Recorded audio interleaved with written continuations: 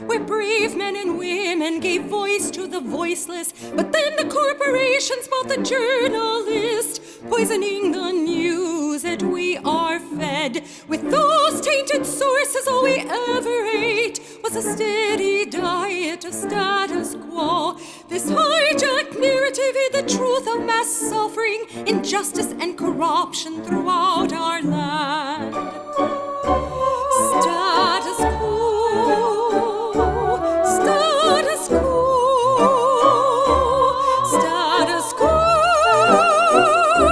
status quo. To expose this shift to oligarchy came a band of honest journalists. They left the studio and hit the streets to give the microphone back to the people. From sea to sea, the people were empowered to share their... What up, what up, what up? Jordan Sheridan, live. Am I not live? Hold on. Why is my face frozen?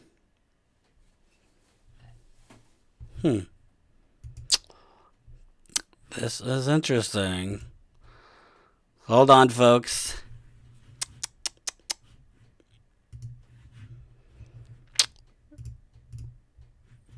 Ooh, frozen face. Would a frozen feed be good for you? Let's see. Hold on.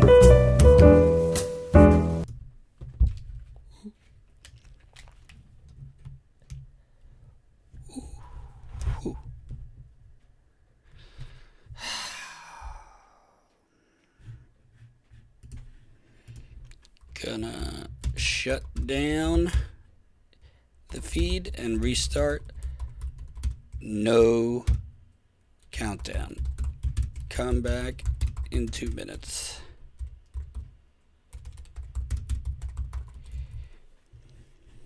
Someone said, "Here we go, fixed." Oh, fixed. Look at that. We're fixed. Never mind. I don't know what the hell happened, but maybe it was Russia. Was it Russia? We'll see. Welcome to Status Coup. I am late, but better late than never.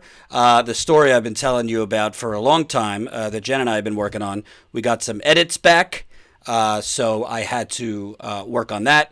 But I am here, as always, with you, and it will be a good show. So, hope the lighting is a little bit better than yesterday. We still got to get better lights. I'm in a new location, but at least you could hear me and see my ugly face. Got 300 people watching. I need every one of you. Smash that like button. The more people that press the thumbs up button right under the video, the more people that will see this very live stream. Smash it, smash it, smash it like it's Elizabeth Warren or your ally stabbing you in the front. Smash it like it's Joe Biden telling you marijuana is a gateway drug. Smash that thumbs up button like it's Pete Buttigieg saying, "We need a new generation of leadership," while taking checks in the wine cave. Smash that like button like your life depends on it. Also join our text list. All you got to do, text 474747, enter COUP, and you will be immediately signed up for our text list. We don't send a text for every live stream, but many of them we do, particularly when we're in the field out reporting all across the country, because YouTube has a habit of not notifying anyone when we're live and hiding us into a cave. So definitely press that like button. Follow us at Status Coup. We are live right now on the Periscope. So definitely follow at Status Coup. I think we just passed 12,000 the other day, so onward and upward there. Follow us, subscribe to our Twitch. Makes a big difference. We're live right now on twitch.tv/statuscoup, and join our email list by going to statuscoup.com. Enter your email, please. So, I'm not gonna lie, like, I'm having fun with this whole Warren Bernie thing. I can't lie about it, I am. But I don't want to beat a dead horse either, but I think it's important to show what happens to candidates who show no conviction, who basically make decisions not to play to the voters, but to play to cable news and CNN, who basically stab their allies, not in the back, but in the front, and then feign outrage after they attack their allies with nonsensical baloney. And I think Elizabeth Warren is a case study, if you were in a political science class ever, on how not to operate in a political campaign. So, obviously, I don't need to explain it to you. We know what happened with Warren leaking to CNN that Bernie said a woman can't win. Then CNN reports it as fact. Oh, by the way, I forgot. This is a super chat. So if you're feeling super on this Friday, please let us know. Also, we are really humming now. We're at 808 Status Coup members. We really would like to get that number to 900 by the end of this month. So every single person watching, if you're not a Status Coup member, consider signing up. You can become a member for as low as a cup of coffee a month. That's $5 a month. We have other plans too. We'll be having our second members call of the month before the end of the month. We will also, Jen and I are talking about setting up a Discord server just for members. If you don't know what Discord is, it's a 24/7 chat room. We want to set it up just for members, and members in that Discord, I will be coming into the Discord at least once a week for an hour. So we're trying to give you extra perks as a member, and Discord is going to be one of them. Sorry for those that aren't members, but we got to pay the bills here, and it is not cheap to report in the field. So sign up, statuscoup.com/join. And in addition to Discord, we got the members call coming up, and I'm going to have some bonus videos coming up as well. So Warren stabs Bernie in the front. And obviously, I mean, Jen is working on a story now on how Warren has basically staffed her campaign with Hillary Clinton veterans who worked for Hillary Clinton's campaign. So obviously you have a bunch of people from a losing presidential campaign who lost to a reality TV star who, I don't know, but you would have to assume that they were advising Warren go with the identity politics because it did such a great job against Donald Trump with the whole Stronger Together and, you know, female empowerment and all this stuff. While people in Michigan, Wisconsin, Pennsylvania, Ohio, they don't care about identity politics. They don't care if you're a man, you're a woman. They care that you keep offshoring their jobs to other countries, which the Democratic Party just helped Trump do by voting for NAFTA 2.0, by the way, which I covered yesterday. So Elizabeth Warren obviously did that because she either had people around her telling her this will help pick off possibly some of those Bernie Sanders supporters who have vaginas that are disgusted if they find out that Bernie supposedly said a woman couldn't win. Maybe it will pick off some of Pete's voters who left Warren for Pete. Maybe it will pick off some of Kamala Harris's voters that Kamala dropped out. Maybe they'll come to Warren, you know, girl power after she leaks this. Maybe it'll pick up some Booker voters who just, you know, Booker just dropped off. So I said at the time, this is going to backfire because it's completely obvious they planted it. It doesn't really square with who Bernie Sanders is. Even Republicans are saying, listen, I detest Bernie Sanders, but I don't think he's a sexist, and I don't think he's a liar. So it just was not really a believable attack. And proof's in the pudding. You know, I want to be consistent. I don't take stock in every poll. Some of them, the methodology isn't so great. A lot of them undersample young people, oversample older people. But the initial polls taken after the debate, Reuters national poll, you got Bernie unchanged, 20%. Didn't go up, didn't go down. You got Biden, who, you know, CNN, they were drooling. Oh, he didn't collapse on stage. He's the winner. Down 4 points after the debate. This was taken the 15th and the 16th, right after the debate. Warren down 3. So Warren, I don't know if any of you like put yourself through the torture of watching CNN after the debate. This is how disconnected these people are from reality.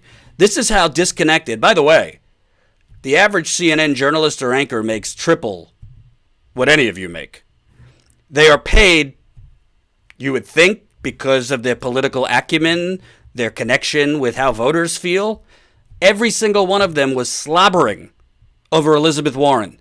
Oh my God, she stole the night. Remember, this is a super chat if you're feeling super. And we got 530 people watching right now. 289 of you have pressed that like button. Can I get over 250 more of you? Smash that like button. The more people that press the like button, the more people that will see the live stream. So they all said, oh, this is going to help Warren. You know, Bernie didn't look good in that answer. He looked defensive. You know, Warren stole the night. You know, her campaign really set her up well with that, you know, no other candidate here has ever, we're the only candidates who have never lost an election.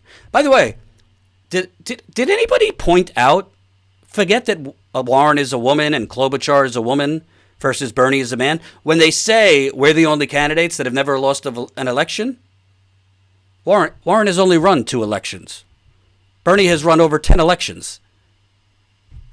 Yeah, you've never lost an election. You've also ran a whole lot less elections than Bernie Sanders and Joe Biden, in fairness to Joe Biden.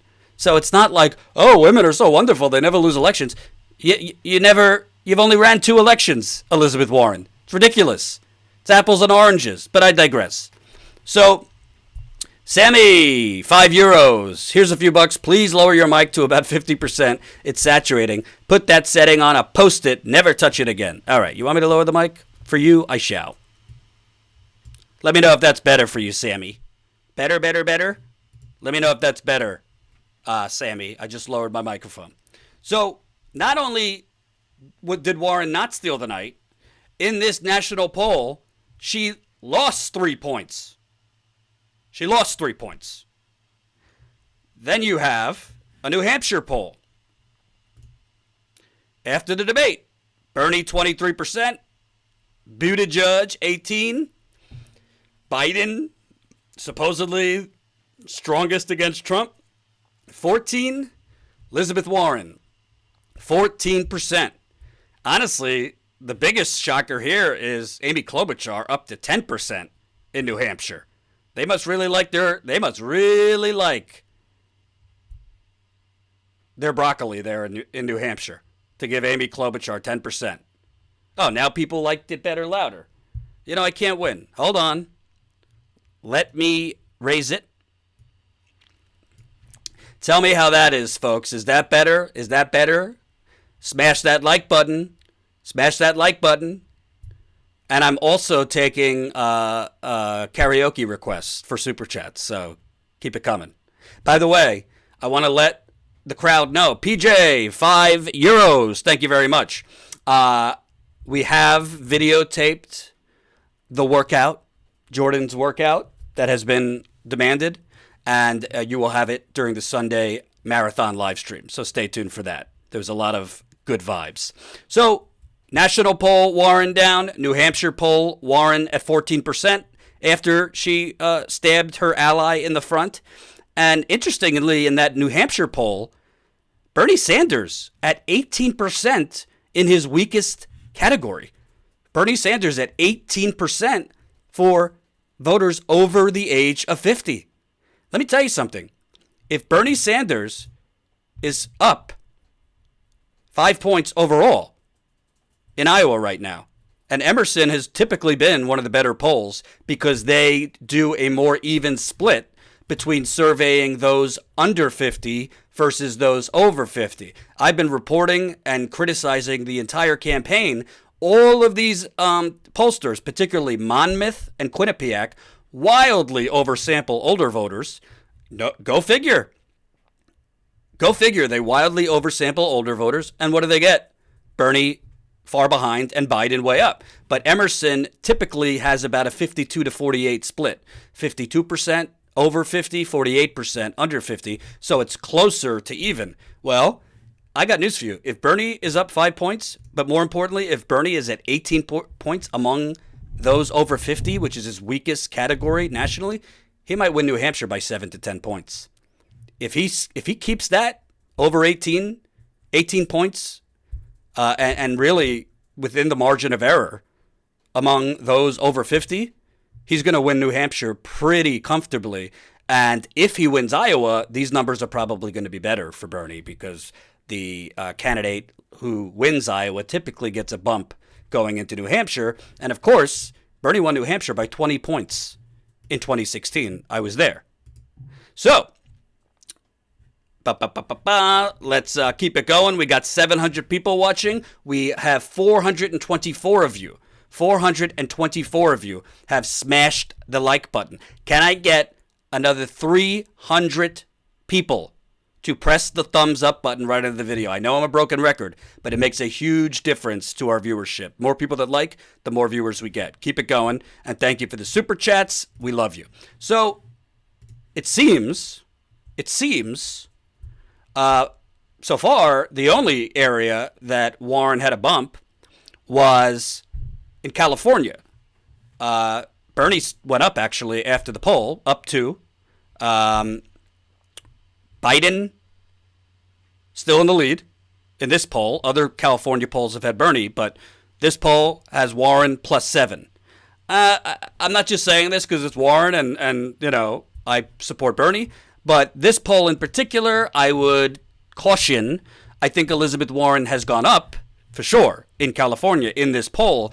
However, if you look at it, almost 30% of those polled were Republicans in this poll.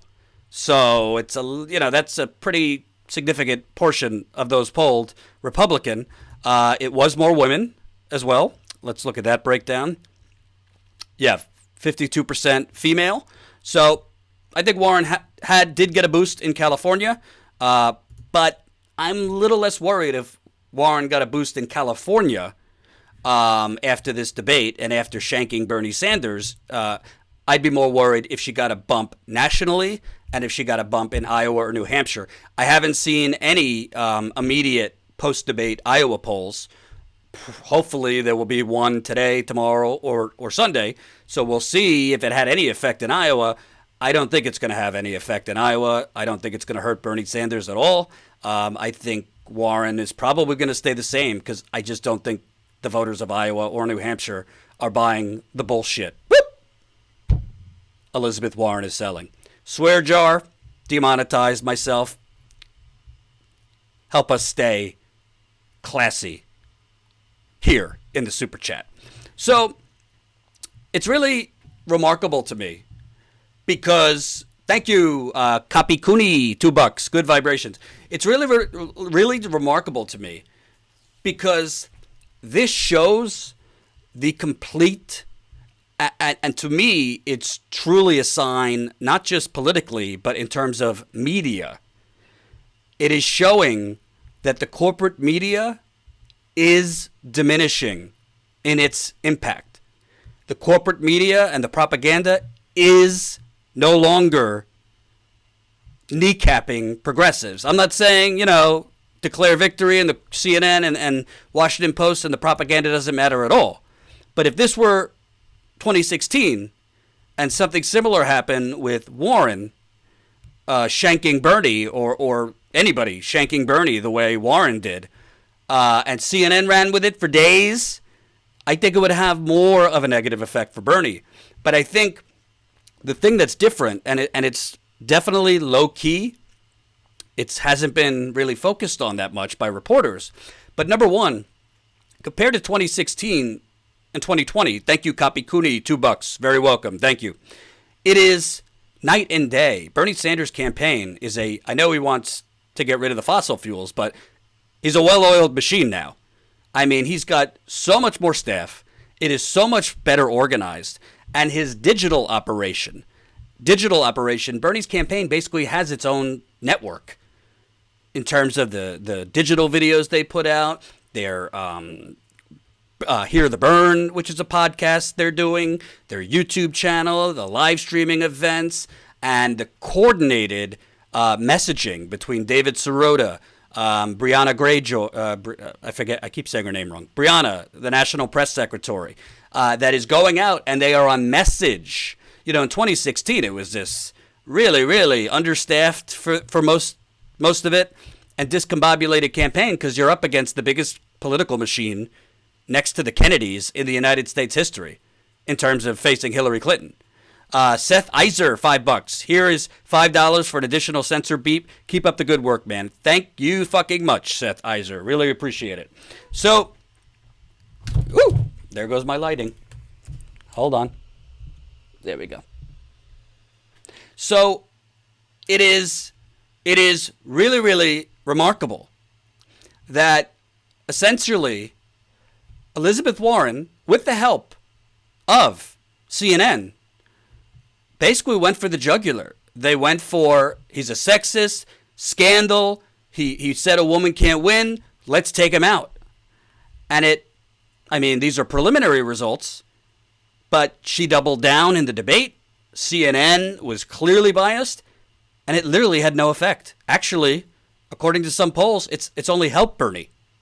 So this is very promising because to me, the sexism propaganda is not really the biggest threat against Bernie Sanders, not just in the primary, but if he becomes the nominee. That is not the biggest threat as far as persuadable voters. And if it was the biggest threat, Hillary Clinton would have ran, because she ran identity politics up the wazoo. You remember you got your women's card, and I try to be feminist. I would love Nina Turner to be the first female president, but I also have to call out identity politics where it is. So I don't think sexism is the biggest threat. To me, the biggest threat is when Biden, and I think it's coming, I would expect it before the Iowa caucus, of course they've accumulated and acquired comments Bernie Sanders has made in the past, positive about Fidel Castro, comments Bernie has made in the past, positive about the Soviet Union, comments Bernie Sanders has made in the past, complimentary of Nicaraguan people and other Latin American leaders. They, of course, are going to unload this on Bernie, because really what they want to do is make sure this does not happen all over the country. If Bernie Sanders gets 18% of voters over 50 in New Hampshire and in other places around the country, he's going to win the nomination by a blowout. So really, Joe Biden, the DNC, the Democratic establishment, their only chance is to scare the living hell out of people over 50, to make Bernie Sanders essentially a communist agent. I think they're going to mix Russiagate in with a whole lot of other gates. I've always said I think they're going to start talking about, why did Bernie and Jane go on their honeymoon in Russia? What did they do there? Who did they talk to? What did they eat? And it's going to come. Don't get mad at me, Jordan. Don't give them any ideas. Trust me. It's already done. They already have the material. They're just waiting to deploy it. To me, that is the more likely to hurt Bernie, even though I'm sure he's got plenty of good answers. But I feel positive for when that comes. And remember this video. I told you first, this is coming. Wait, it's coming. It's going to come from the Hillary people. It's going to come from Obama's people. Warren's people basically are a mix of Hillary and Obama people. But the fact that this sexism thing didn't work, I find very, very, very, very positive. Because if that didn't work, they got to immediately move to the communism thing. And to me, that's what you want them to. I would rather them do the attacks now. I'd rather them do it now. Let's have a hysterical news cycle from CNN, the Washington Post, the New York Times now. I'd rather that than if it comes like right before Super Tuesday, or if it comes as he's the nominee in August. Trump could try it in August and September, but if it's already been tried and didn't work in January and February, who cares? Remember, Mr. Jordan, it's not comments we care about, it's the issues of our life. I agree. That's why Status Coup is going all over the country. We have been everywhere, and we actually have to add Iowa to that map, if you're watching, Colin. That's why we're asking you to become members. Statuscoup.com/join. We're not just about faux scandal and beating a dead horse here. Iowa, Marcus is actually going to be covering Elizabeth Warren's rallies this evening and tomorrow in Iowa. Our freelancer, Marcus, is in Iowa right now reporting for you. And he's got plenty of questions for Elizabeth Warren supporters after the shit she pulled this week. So we are going to be there, and we are going to have reporting for you, interviews for you that I'm telling you nobody else is going to have. So keep signing up, statuscoup.com/join. It makes a huge difference. Even if you could only do the $5 membership level, every member counts. But there's another thing here that I find interesting. Thank you, Greedo, $10 in the super chat. Thanks for the important work. Thanks for supporting us. And by the way, we have 750 people watching. 580 of you have pressed that like button. If I can get another 150 people to press that like button, maybe we'll have some special news for you on Sunday. I might have some special news on Sunday. Keep going. Jordan, the earth is on fire. Who cares about the DNC, DCC, or scum corporate media? Rebecca, feel free to watch the interview we just posted with Marcus interviewing the founder of the Sunrise Movement. We're covering it all. And I covered the Australia wildfires a few days ago. We're covering it all. So, New York Times, and I actually think this report is more credible because it's not two people in a room, but multiple sources. I'm not going to read this whole thing, but there's a couple interesting gems in here. And the New York Times wrote about basically that the Warren-Bernie scandal here, or faux scandal, didn't happen overnight, but it was basically building for months and months and months. So I really found this part the most interesting, and I think it says a lot about Elizabeth Warren, actually. Many Warren advisors and allies think the Sanders camp has long tolerated public attacks on her from his surrogates and believe he is not reining in divisive and in some cases sexist attacks against her among Sanders supporters on Twitter. And the Sanders camp is even more frustrated over what they see as an orchestrated, days-long campaign by Miss Warren to revive her bid by suggesting Sanders is a misogynist. I find this so striking. Because first of all, and again, Warren's campaign is littered with former Hillary Clinton campaign people and former Obama people. So let me get this straight. Warren's campaign is upset because some of Bernie Sanders' campaign advisors have quote-unquote attacked her on Twitter by just pointing out that she voted for Donald Trump's defense budget, by pointing out that she's not actually for Medicare for all. I have not ever seen Bernie Sanders' campaign once mention Elizabeth Warren and her Native American stuff, the DNA test, questionable things about her life in academia.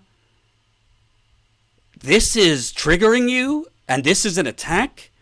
If this is upsetting Elizabeth Warren and her campaign so much, how in the world, and I'm not saying this because she's a woman, I'm just saying this because reality, how in the world are you going to beat Donald Trump if you're such a snowflake about Bernie Sanders' campaign pointing out your record? This is the same nonsense that we experienced with Hillary Clinton in 2016.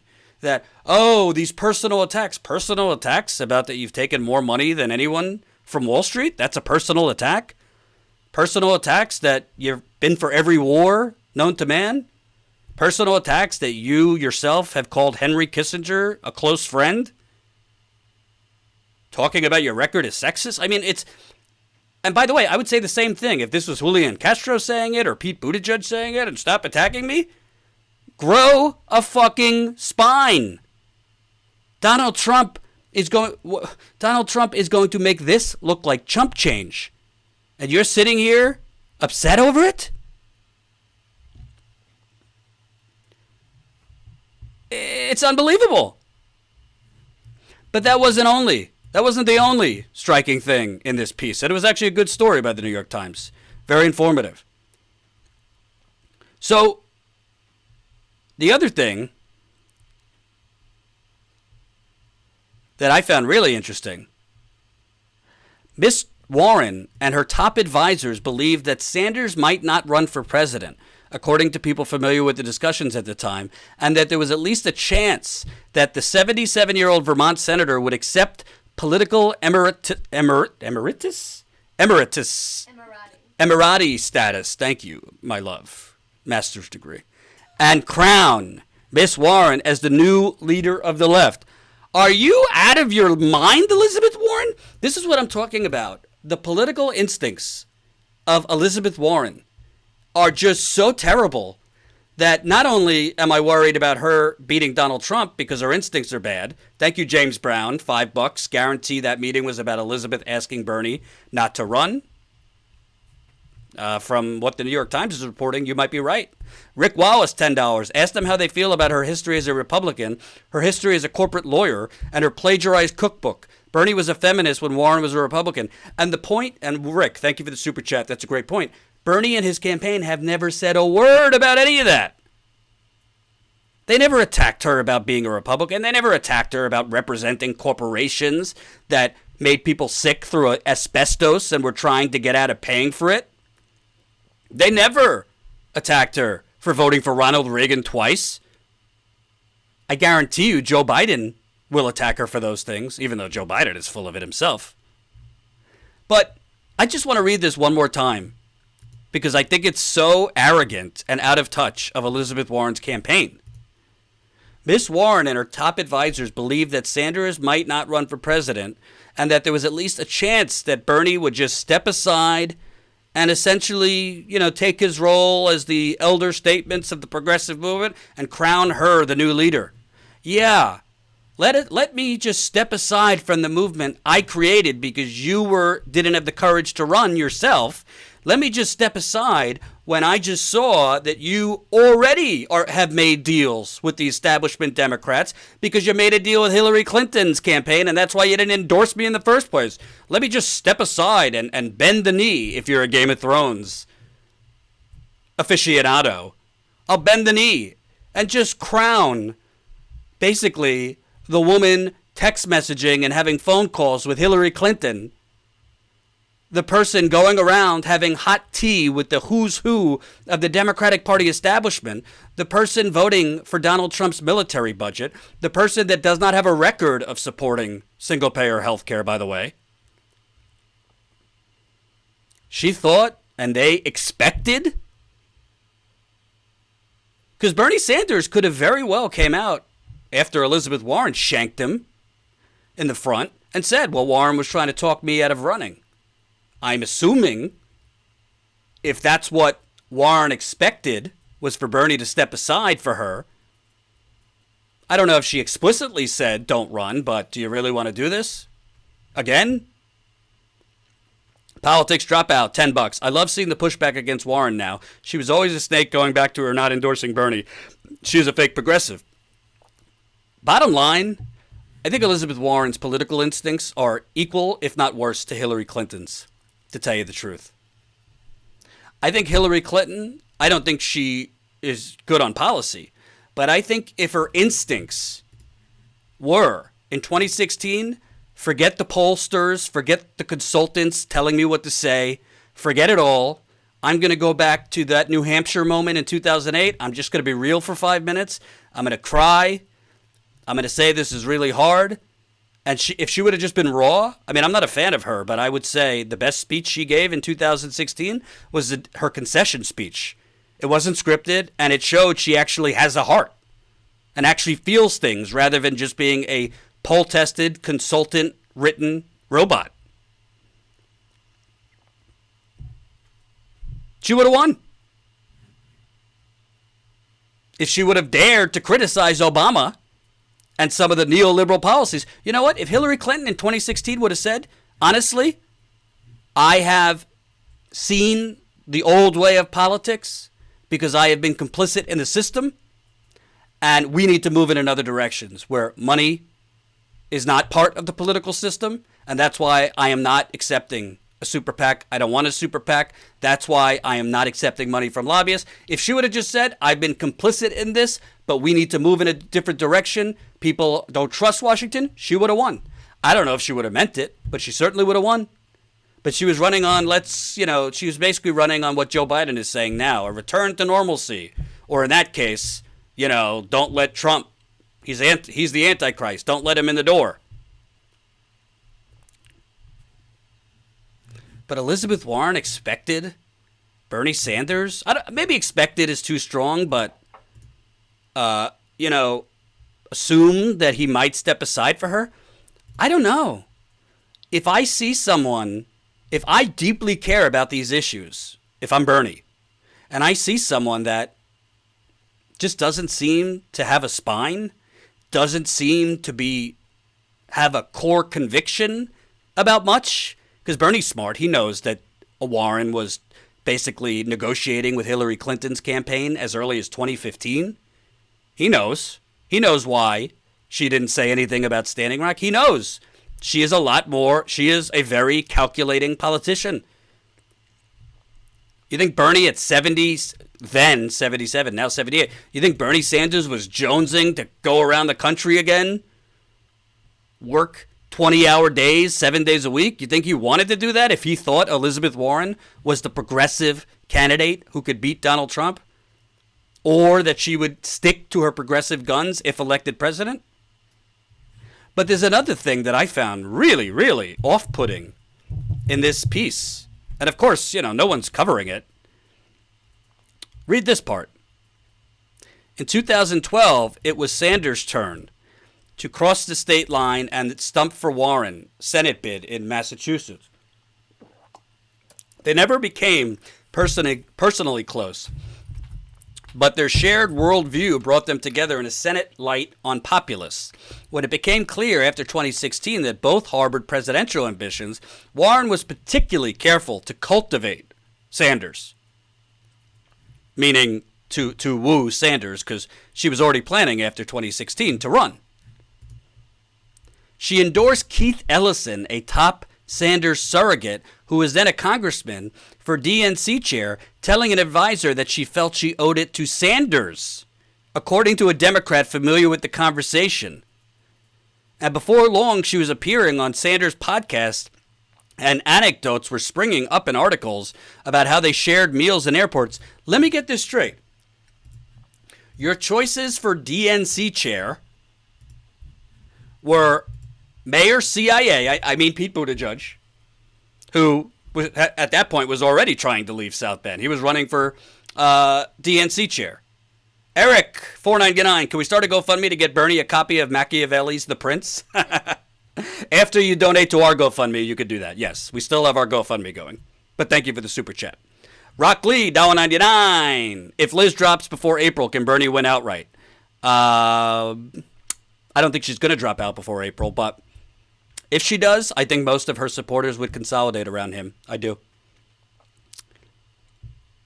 So yes, I do think. So your choices for DNC chair. A no-name mayor from South Bend who is obviously basically was created out of a lab somewhere for neoliberal robots and servants to the oligarchy. The other choice is Tom Perez. I don't need to say anything else. We all know. Tom Perez. And Keith Ellison, first Muslim congressman, strong progressive, endorsed Bernie Sanders. I think he's now Attorney General of Minnesota. You endorse Keith Ellison essentially as a favor to Bernie Sanders? What? By the way, I don't want to get into the minutia. I think Nomiki, who was my colleague at the Young Turks, did a good job back then. That was very questionable, that race, and how they counted the votes for DNC chair. It was very close between Ellison and Tom Perez. And imagine if Keith Ellison was the DNC chair now. You think he would be giving 4 or 5 debates to CNN when they're up with this ridiculousness? So you got Warren, after basically leaving Bernie Sanders standing at the altar in 2016. We read the reports. Bernie was literally at an airport hangar on the phone, essentially having to beg an ally to endorse him. And honestly, I think it's worse that she chose not to endorse in the primary. I personally would have respected her more if she endorsed Hillary. I would have been pissed off, but at least have a spine.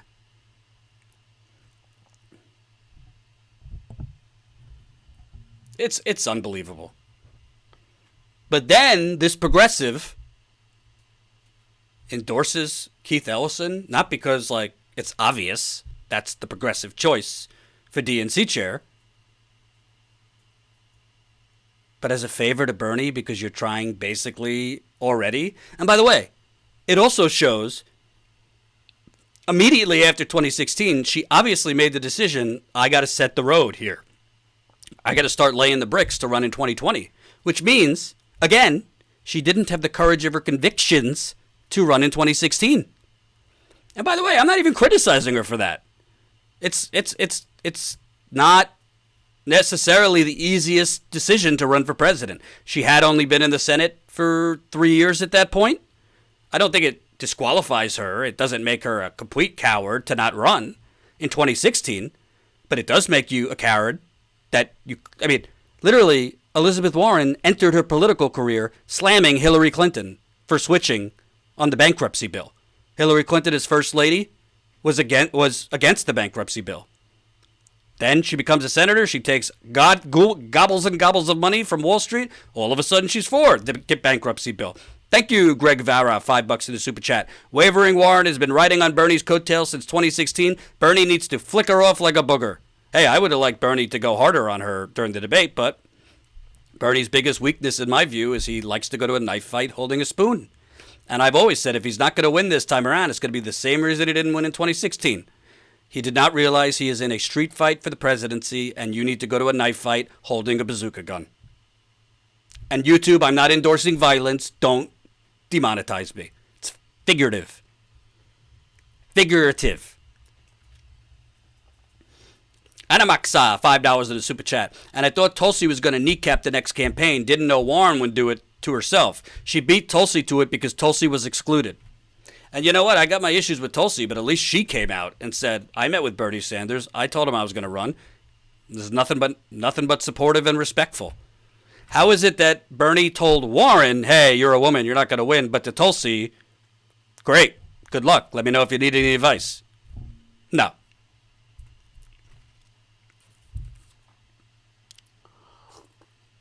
So as I wrap up the Warren discussion today, this has backfired spectacularly. Bernie Sanders raised $4 million in 48 hours from 200,000 donors, 25,000 of them new. My guess, some of that 25,000 new donors came from Warren's side. Some of them probably came from Kamala's side. Some of them could have come from Booker's side. Some of them might have even come from Yang, Tulsi, who a lot of Tulsi supporters and Yang supporters like Bernie. They just, for whatever reason, choose Yang first or Tulsi first. You've basically Warren, in thinking she was going to pick off some of Bernie's supporters or pick off some of Kamala's supporters or pick off some of Booker's supporters. You've basically awoken a beast that was already awake. It's not like the progressives were asleep here. The progressives are alive and well and really energized. And you just stoked an already very, very, very hungry bear.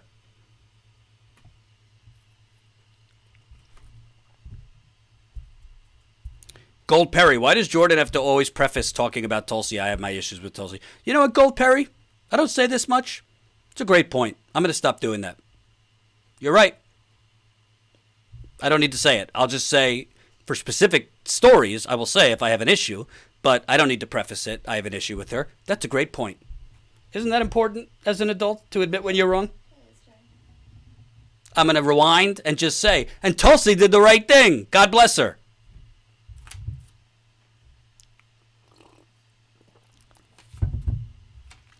So, moving on, I got to show you this clip because to me, it literally is an amazing visual of just what a sham the New York Times, the Washington Post, all of these elitist outlets are. And I want to be clear, occasionally they do a good job. Washington Post, give them credit. They did a great story. It didn't get enough attention, that we've basically been pissing away money, billions and trillions of dollars in Afghanistan for absolutely no reason. Absolutely no reason. Washington Post, good job on that story. 1 out of 100 ain't bad. The New York Times occasionally does a good story or two. I just read you one. But overall, these people are so out of touch. They literally, if you give them a choice, you want to go have a beer or go to a, to a Garfunkel, Simon and Garfunkel concert with Bernie, or you want to go have Chardonnay with Buttigieg, what do you think they're going to do? This is the coastal elite. So the New York Times, in their interviews with candidates, they're coming out with their endorsement. Oh, they're coming out with their endorsement Sunday, and I'll be live. Come here. I want to bring you on. Come. Come. Because we're having an argument about who they're going to endorse. Come on. My girlfriend's going to come on real quick. Oh my god. Jordan. Come. Why? You look beautiful. No, I don't. You do. Come. Sit. No. Come on. So, Oh my god. Jordan. I've said that they're going to endorse Biden. What do you think? Klobuchar. Why do you think they're going to endorse Klobuchar? Because I think Biden's too obvious. And I think he's just fucked up. I could say fuck. He's fucked up so many times. But why would the New York Times? They always do the most obvious and predictable thing. They're the New York Times. I don't agree. And with Klobuchar doesn't. Klobuchar is literally at like 6 or 7% in Iowa. that. I thought you just said she was 10% somewhere. That's New Hampshire. I don't know. I think if it's not going to be Biden, I think it's going to be Warren. After the shenanigans with Warren, I don't think. They love the shenanigans with Warren. They were part of the shenanigans with Warren. You don't want to be on camera, do you? No, I just worked out. I'm smelly. I'm gross. I think you look great. So, all right, good. So she says Klobuchar, which I think is absurd. I say Biden. What do you say? Who is the New York Times going to endorse? Because I think they're going to endorse on Sunday. They're going to endorse on Sunday. They say, what a babe. What a babe, they say. I think it's going to be Jordan. No means no. Hey, don't you start rumors. She came on of her own volition. Damn, Jordan, your old lady is hot. Woo! Mariposa, hey, Jordan, how you feeling? Thoughts on Ojeda jumping in to challenge Paula Jean in West Virginia? How afraid of Bloomberg should Burners be that he's pumping millions into Super Tuesday? Wow. That's too many questions in one super chat, but thank you for the super chat. Ojeda jumping in to challenge Paula Jean. I don't really know Ojeda that well. I've never interviewed him. I've never spoken with him. I've heard some things about him from people in West Virginia that I didn't like so much. I have met Paula Jean Swearingen. I've interviewed her. I do not think progressives should waste their time challenging Paula Jean. I think she's the real deal. I like her a lot. I think she might win if she runs again. And so I'm against Ojeda challenging Paula Jean. I mean, he can. It's a free country. Well, they say it's a free country, but not really. But I think progressives in West Virginia should rally around Paula Jean. That's what I think. How am I feeling? A little constipated, but other than that, I'm fine. Well, I didn't sleep well, and I'm a little constipated. That's the truth. My back is doing pretty good, though. How about Bloomberg? Should Burners be afraid that he's pumping in millions? Honestly, if it were like, I don't know, John Edwards, or if it was John Edwards or Howard Dean or somebody with an ounce of charisma or talent, maybe. But Michael Bloomberg is just, it's like that asshole at the library who yells at you for like, he's like that asshole at the library who yells at you for like not returning the book on time. You know what I mean? Like, who cares about Michael Bloomberg?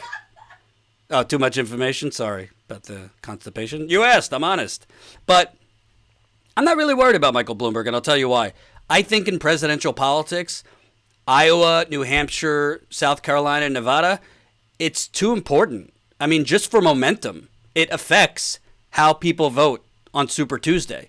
So to literally just be out of it, to not be in any of those primaries, how can you're not going to like run the table on Super Tuesday if you're not even in those primaries. And frankly, I think, if you're winning and you have momentum, it's not that big of a deal. If you're flooding people's televisions with ads. But there's also the potential of it backfiring, where people are like, God, get this fucking guy off my TV screen. I'm tired of it already. I'm tired of it. So I think Bloomberg and Steyer has a little better chance to me than Bloomberg. I mean, you're not going to win just annoying the hell out of people in all these states. I mean, I'm seeing it, and I'm from New York. Ad after ad. So I'm not worried about it. But I lost my train of thought. I want to show you this clip. And keep the super chats coming. So I want to show you this clip. This is Bernie with the New York Times, and they ask him about, like, how did Trump win and what is it symbolic of? And I think the person who asked him was asking him in the context of racism. And, you know, how do we stamp this out? So take a look at their faces. Take a look at their faces when Bernie answers this question. It's truly remarkable.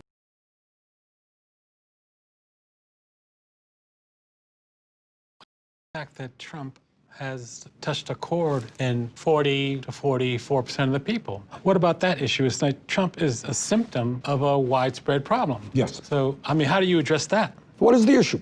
How did Trump become president? Not everybody, but tens and tens of millions of Americans feel that the political establishment, Republican and Democrat, have failed them. Maybe the New York Times has failed them too. That explains the appeal of racism? Yeah.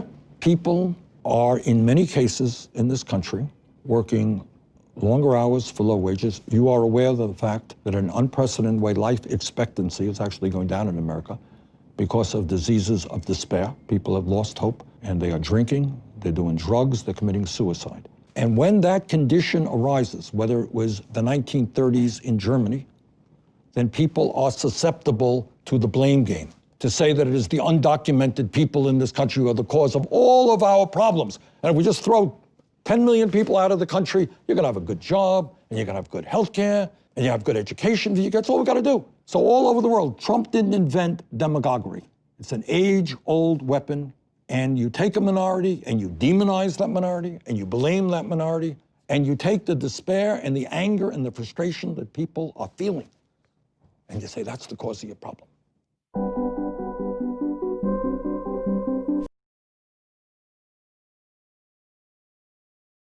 Imagine for just 1 second, if Bernie Sanders is able to say that on a debate stage in front of Donald Trump. Wow.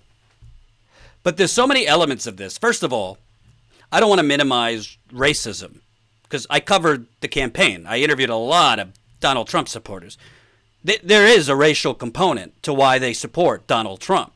I don't think it's why Donald Trump won the election, but there is racism, and Donald Trump has given permission for people with straight up racial sentiments, not racism because they're economically hurting, not racism because they lost their job, but just racist because they don't like black people and they don't want the country to change. So that's a real thing. I've seen it. Let's not minimize it. But I also think that has been used as a crutch. It has been used by a crutch, just like the sexism thing is used by a crutch for female supporters of Hillary Clinton or Warren or whatever. Doesn't mean it doesn't exist, but it's not the reason that voters in those states, Michigan, Wisconsin, Ohio, Pennsylvania, voted for Donald Trump. And I could tell you because I interviewed so many Trump supporters that literally they're right away, like if I said to them, if not Trump, who would you vote for? They said Bernie. I asked why. Because of these class issues, not race issues, but class, that he's sticking up for me. He's always been on the side of unions and workers.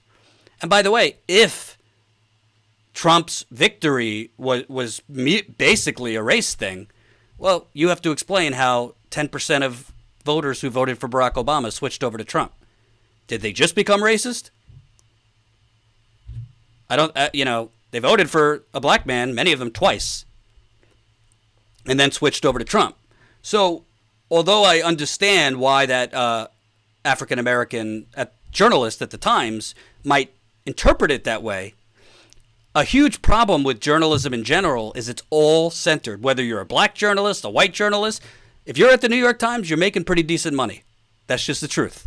They make a lot of money at the New York Times. Most of those people in that room do not leave New York and hit the ground around the country. Most of them, even if they go on the campaign trail, are not like going in the trenches like I do or Jen does or Marcus does, speaking with people. They're just following the candidate around. They're very disconnected from the pulse of the country, not just the pulse of people in the middle of the country, but outside of New York and D.C. I see it when I come home after I'm on the road for a while. There's a disconnection. People live in a bubble, especially people that make decent money. It doesn't mean they're bad people. It's just human nature, You are what you see. You are what's around you, right? So when I'm not on the road for a while, and that's too often been the case, hint, hint, become a member, statuscoup.com/join. You can become a member for as low as $5 a month. It makes a huge difference. This is how we're going to grow. Sign up, statuscoup.com/join. I want to get to 900 by the end of this month, so we got a lot of work. This Sunday I'll be live at noon. It will be the day of the New York Times endorsement, so I'm sure we'll have a wonderful reaction. And by the way, I'm telling you right now, if the New York Times endorses Bernie Sanders,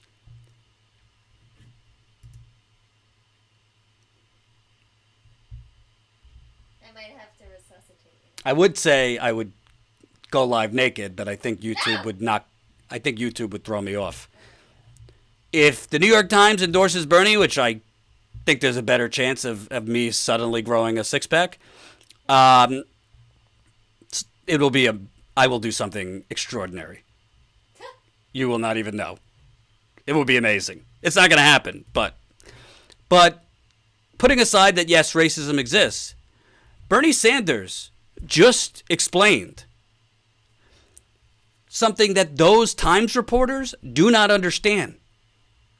Did you see their faces when he was explaining people are hurting, people are working 2 to 3 jobs, people are doing drugs and drinking and these kind of things? You could see on their faces and their body language, this is something that they might know about peripherally, but they don't understand it. They don't see it every day.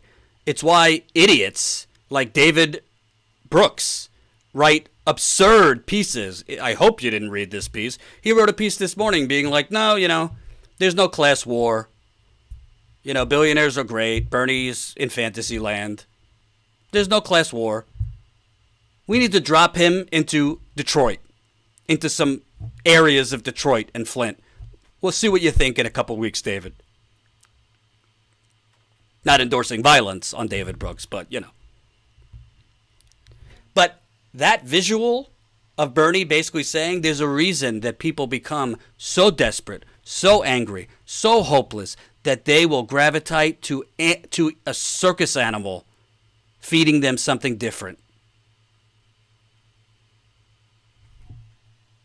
Validating their anger at the political class in Washington, even a billionaire like Donald Trump.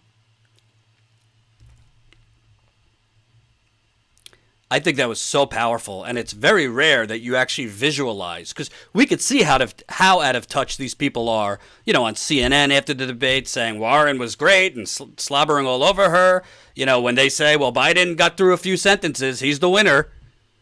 Or these debates where they say, like, I think Amy Klobuchar was the victor, and then Amy Klobuchar stays where she exactly in the same spot. They're so disconnected from what actual people that don't live in, glass houses, how they interpret things, what they're dealing with. And I think that clip showed it right there. And Bernie Sanders, let me tell you something. If you get him on a debate stage with Donald Trump and he's able to say a version of that to Donald Trump's face and say, no, this man over here is not your friend if you're a union man. This man over here is not your friend if you're a worker. This man over here is not your friend if you're in the military. This man over here is not your friend if you if your job has been sent to another country. He has been manipulating and taking advantage of your anger. And he explains it like that. He's going to crush Donald Trump. But Joe Biden can't. He can't make that argument because Joe Biden has been complicit in all of those things.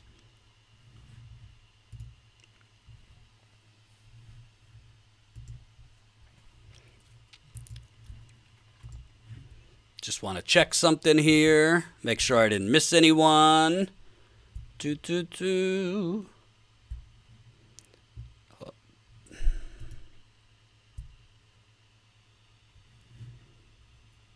All right. So I'd like to end, and I'm just going to be completely honest with you. I didn't get to read the whole thing because these interviews the New York Times are doing with candidates are very long. I have a lot of reading to do tonight in the bathtub. Going to take a long bath after this. Someone asked, are they all published, all the interviews with candidates? I believe so, yeah. Oh. They published this week Warren, Biden, Buttigieg, Bernie. So, yeah, they're up.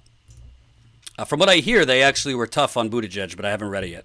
So, I haven't gotten through all of Biden's, if you want to call it an interview, but I got through a few. Honestly, this man is living in an entirely different century.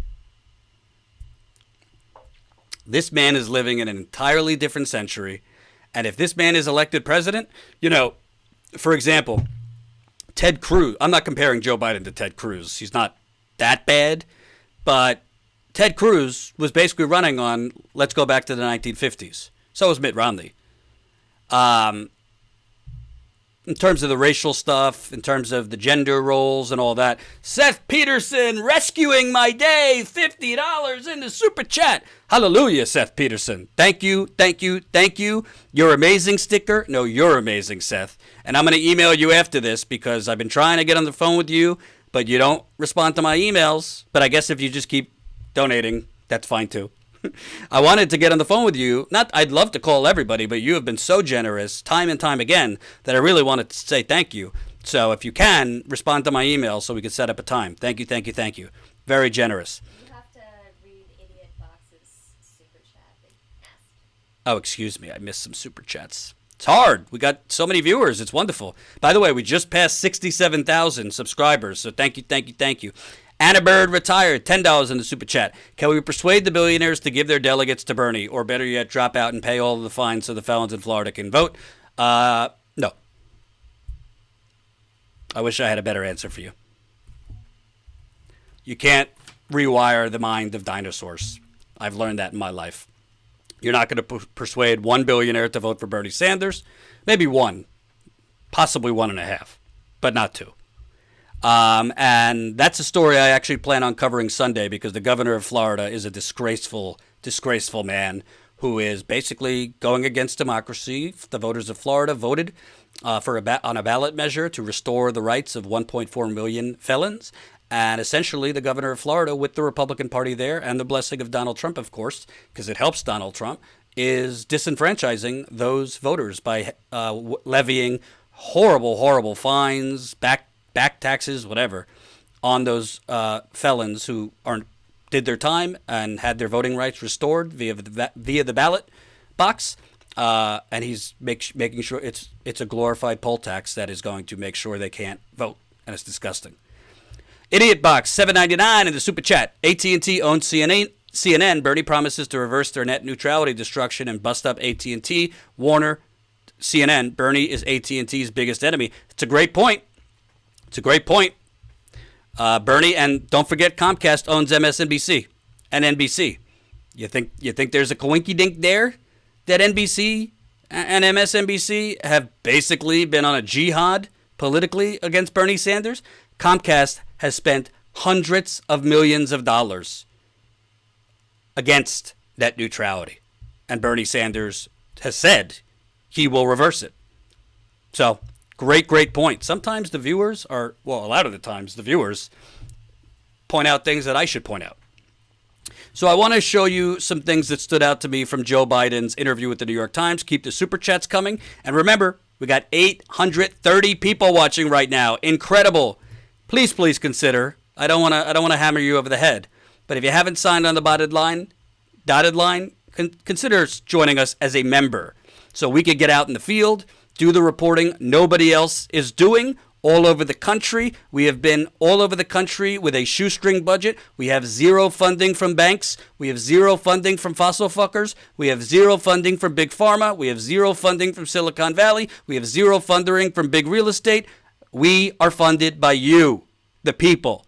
And I would like to get out into the field and do the reporting, unless you want to leave it to CNN. And then we could have this.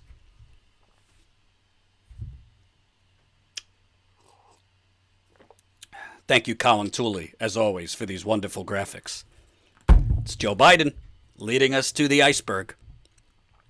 So, Joe Biden says this to the New York Times on his record on racial issues. No, does he regret any of it?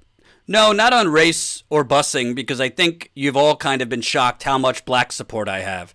Overwhelming black support in my home state. Overwhelming black support with the Black Caucus. Overwhelming black support with the black community because they know me. I've never been ashamed of anything I've done. I fought for the African American community and fought for them my entire career. Well, I'll be damned. First of all, I don't want to white-splain. I'm a white man. Joe Biden has a lot of black support because he was the first black president's vice president. Let's just call it what it is. There ain't a black person in America who would know or care who Joe Biden is if Barack Obama did not choose him as vice president. Okay? So, it's not that black people, and again, I can't speak for all black people. I can't speak for any black people. I'm white. But it's not that, to me, it's not that the black people of America love Joe Biden's record so much.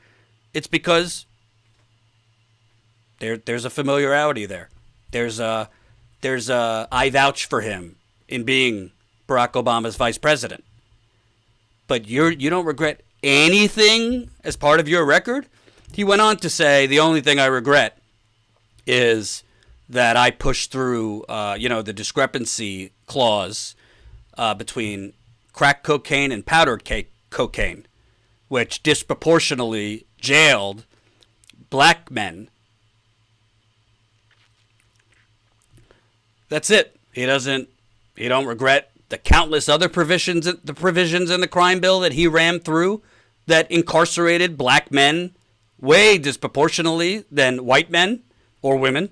He doesn't regret the fact that there's black men in America sitting in jail for the rest of their life, 3 strikes and you're out, for non-violent offenses. That's Joe Biden's work. He doesn't regret, you want to talk about sexism, what he did to Anita Hill? Sexism and racism. I don't regret anything.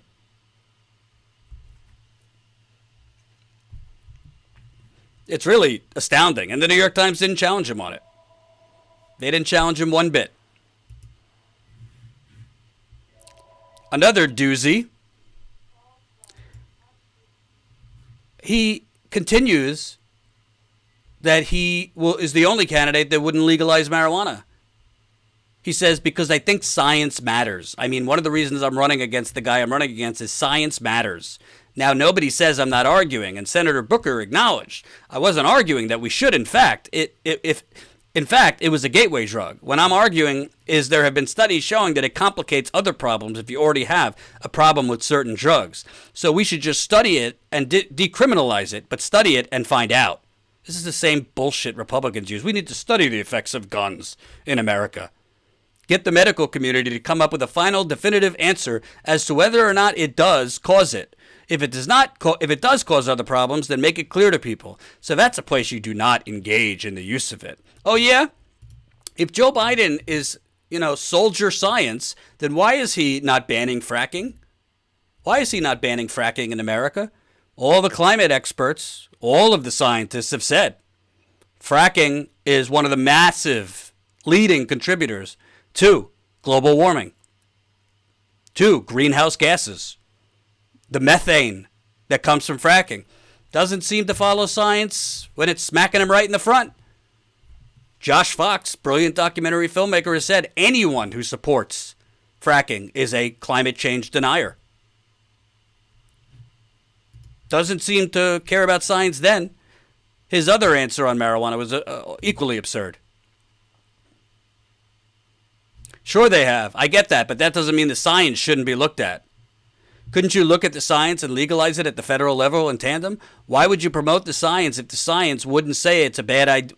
If the science would say it'd be a bad idea to legalize it, you got to find out the facts first. Wait a minute.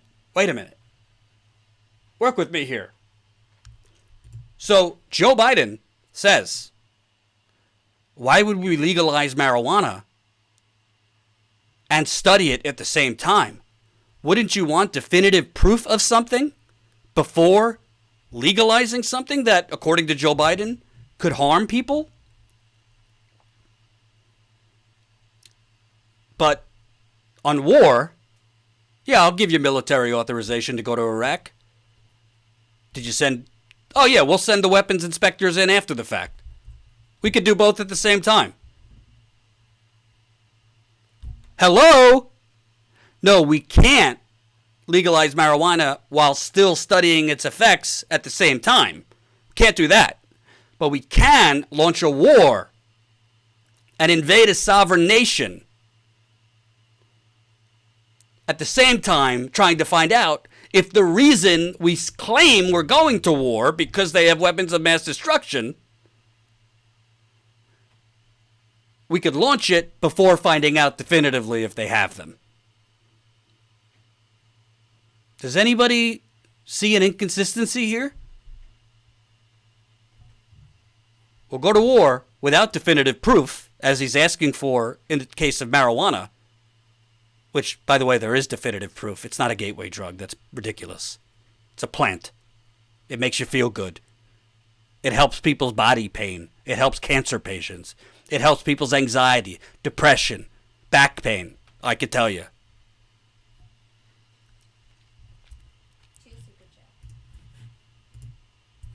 I mean, this guy is such a fraud. And by the way, does anybody have a sneaking suspicion that all of those healthcare executives showing up at his fundraisers, giving him max checks?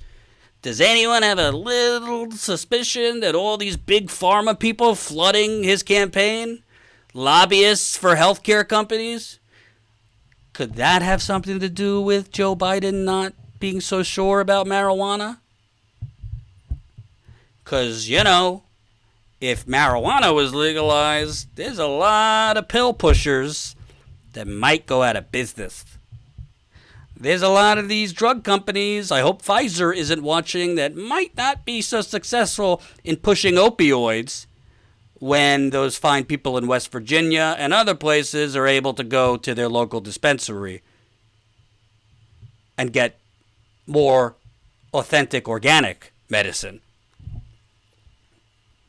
You know, all of the doctors, all of the hospitals, they might have less product to push to the American people if you legalize marijuana. But I'm sure that has nothing to do with any of it. Thank you, Charles Humbert, $5 in the Super Chat. Did Warren get that stat wrong because they looked up Democrats to unseat Republicans because Bernie is an independent? Further incompetency. I don't know what Warren was trying to accomplish with that. It was a stupid point. It's also a stupid point because, yeah, you and Klobuchar have never lost an election. You've also only run 2 elections. You ran in 2012 and 2018. Bernie Sanders, I believe, has run 10 times.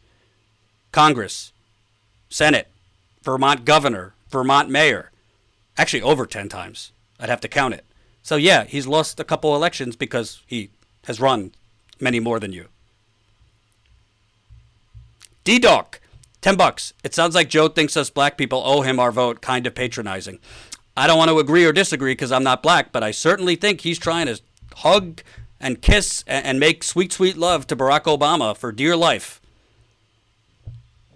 If you saw a couple months ago on Best Friends Day on Twitter, he tweeted, their BFF bracelets, him and Barack.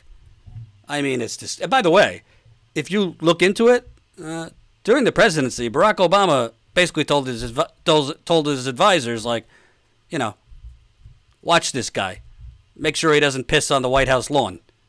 I mean, they're not like, they're friends, but you think there's, you know, any... Why do you think Barack Obama cleared the lane for Hillary Clinton instead of his vice president? He didn't want Joe Biden running for president. He cleared the field for Hillary Clinton.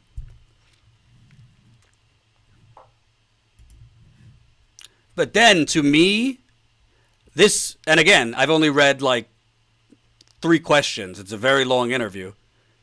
This, to me, was the worst thing he said. And for those of you that might experience issues with depression, anxiety, bipolar, schizophrenia, anything, any mental health issue, to me, this was astounding that he would say this. So, we've also learned a lot more about drug abuse overall. It used to be that we thought, I've spent a lot of my career in the Judiciary Committee dealing with this issue. We used to argue, and you tell me when I'm going longer than I should, we used to deal with it in terms of we thought that mental illness was a product of drug abuse. It's the reverse. Mental illness is the reason for drug abuse. It's not the reverse. And that's why when I wrote the crime bill that everybody for a while there thought that was a massive reason for massive incarceration, which it wasn't, I might add. But what happened was I put in the bill at that time drug courts to try and divert anyone arrested for a drug offense. Mental illness is the reason for drug abuse. I mean, I'm not a scientist and I'm not a doctor, but and let's be clear, there are mentally ill people who also are addicted to drugs. That's certainly true. But there is no definitive, and that is a gross generalization, that mental illness causes drug addiction. You know what causes drug addiction in a lot of cases? Not having a job. You know what causes drug addiction in a lot of cases? Your job being sold to China or Mexico. You know what causes drug addiction in many cases? Your local economy being non-existent. You know what causes drug addiction in a lot of cases, particularly in the youth?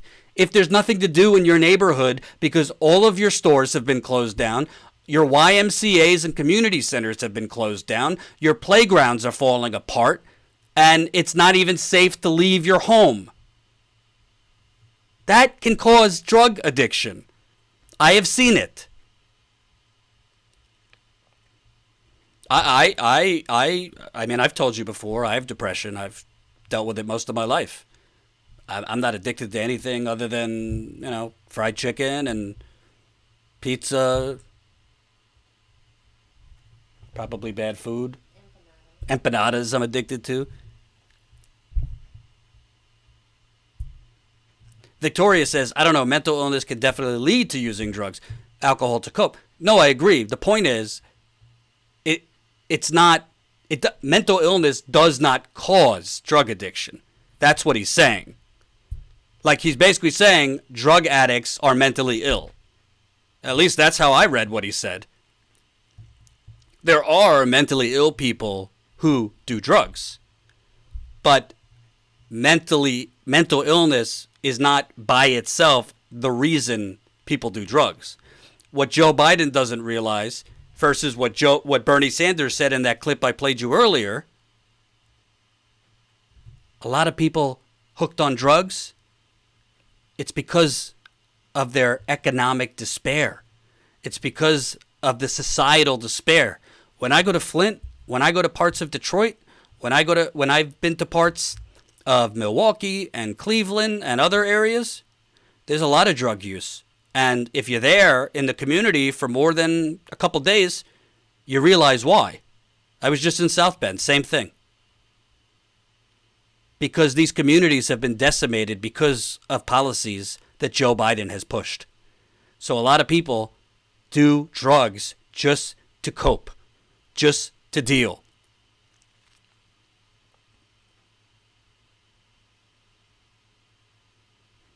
Doesn't mean that there aren't mentally ill people who do drugs, of course. But to say mental illness is the cause of drug addiction is ridiculous. You just said it great. Well, har, 3, 2, 1. Despair causes addiction. And by the way, there's also people that are addicted because it's genetic. It's passed down from their parents. I have a very good friend, multiple friends of mine. I don't think it's the worst thing to be addicted to, but they've been smoking weed since they're like 14, and their father smoked weed before them, and they saw it and, got hooked. Same thing with alcohol. When the oligarchy is stomping and strangling you by the neck and basically selling your future to other countries, what are you supposed to do? Go do jumping jacks? Go run around the, bike ride around the city, singing Kumbaya?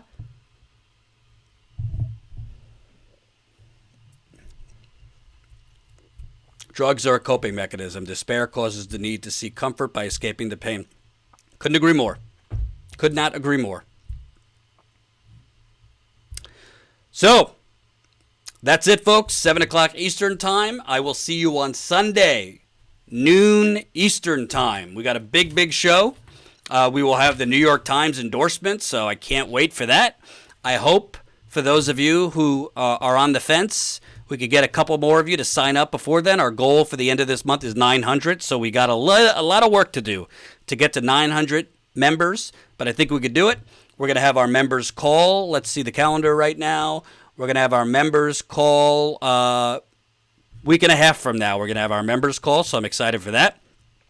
Also going to have probably a bonus video for members before, probably by Monday, that you haven't seen.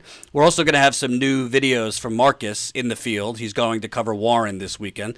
And I believe he's going to have some questions for those Warren supporters, what they think about Warren stabbing Bernie Sanders in the front, if they believe Elizabeth Warren, if they think she should have done this 2 weeks before the election. I think it will be very interesting to see what those supporters think. Also, remember, don't expect YouTube to notify you when we're live on Sunday. It's hit or miss if they're going to notify you when we're live. You can get notified by joining our text list. Type text 474747, enter COUP. That's 474747, enter COUP, and you'll get immediately added to our text list, and you'll get a text when we're live Sunday and often when we're live in the field. I thank you for watching. Sorry it froze in the beginning, but it worked out the rest of the time. I will see you on Sunday. Of course, if anything major breaks before then, if, Elizabeth Warren decides to accuse Bernie Sanders of murdering Santa, I'll be live. Hopefully that doesn't happen. And remember, folks, we could only grow as far as you take us. So I really hope those who can, even for $5 a month, go to statuscoup.com/join. Check out the options. Thank you. And also check out the other content. We're continuing to post interviews Marcus is doing from the field, interviews I'm doing in the field. I still have stuff from South Bend that you haven't seen. So we are, as far as I could tell, we're one of the few outlets actually going around the country giving the microphone back to the people. So we hope you're going to join that effort as a member. See you Sunday. Peace.